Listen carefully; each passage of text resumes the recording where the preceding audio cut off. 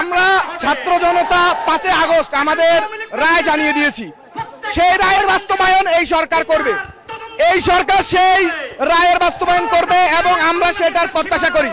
এবং আমরা দেখছি বিগত দিনে ছাত্রলীগ যুবলীগকে আলাদা আলাদা করে যে ব্যানের যেই নজির আমরা দেখছি, আমরা এটা বিশ্বাস করি না। এটা জাতির সাথে মশকরা।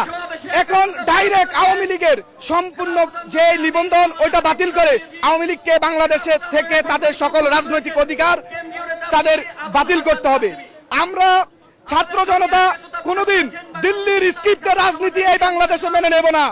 আমরা সোজা বলে দিতে চাই, বাংলাদেশের রাজনীতি করতে হলে বাংলাদেশের সার্বভৌমত্ব এবং বাংলাদেশকে অগ্রাধিকার দিয়ে রাজনীতি করতে হবে। বাংলাদেশের এই আমাদের দেশপ্রেমের যে ভঙ্গি সেটা আমরা 5 আগস্ট দেখিয়েছি এবং ফ্যাসিস্ট এই দেশ থেকে চিরদিনের জন্য পালিয়ে গেছে।